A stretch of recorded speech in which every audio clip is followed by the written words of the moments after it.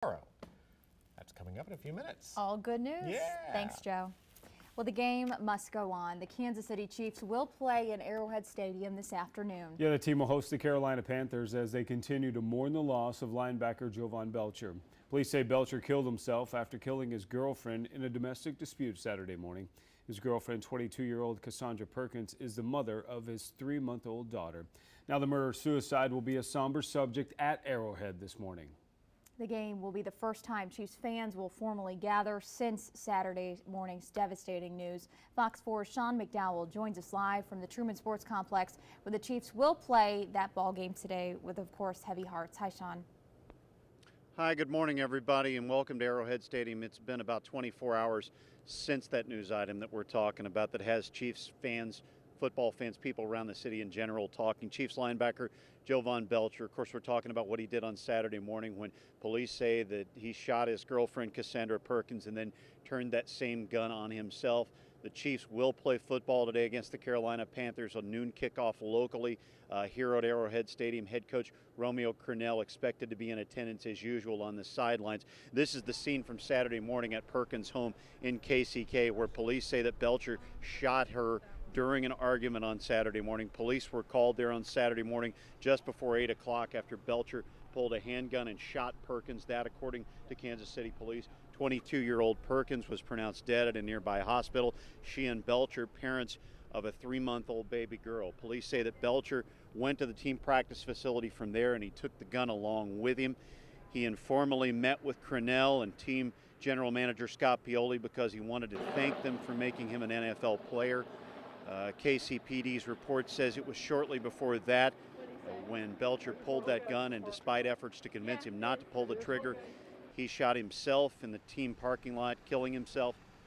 Police say the head coach and general manager witnessed the entire thing, by the way.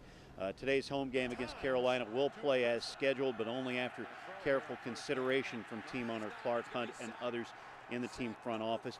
Belcher had been a Chief since 2009 when he joined Kansas City after a solid college career at the University of Maine. He played in 11 games this season, starting at linebacker in 10 of them. Perkins' friends among those who cannot believe what's happened.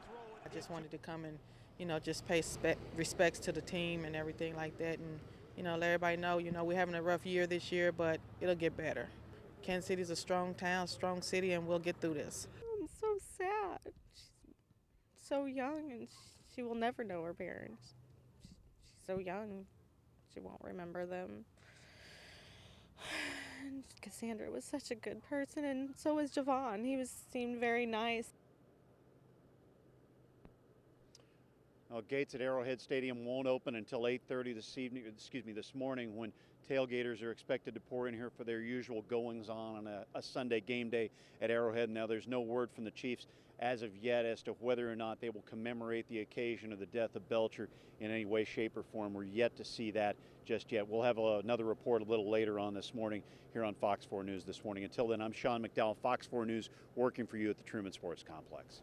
All right, Sean, thank you very much for that report. And Sean mentioned Kansas City Chiefs Chairman and CEO Clark Hunt. He issued a statement about the loss. Here it is on your screen. Quote, "The entire Chiefs family is deeply saddened by today's events, and our collective hearts are heavy with sympathy, thoughts, and prayers for the family and friends affected by this unthinkable tragedy.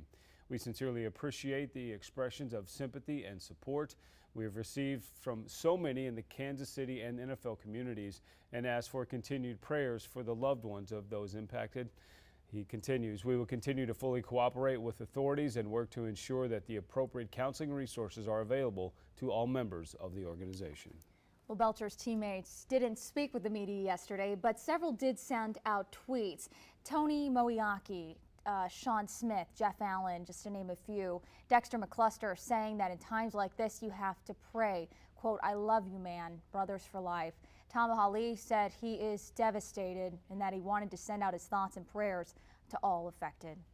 Meanwhile, Kansas City Mayor Sly James wants fans to wear red in today's game in support of the team. James met with Chiefs General Manager Scott Pioli at Arrowhead Saturday after hearing about the shootings.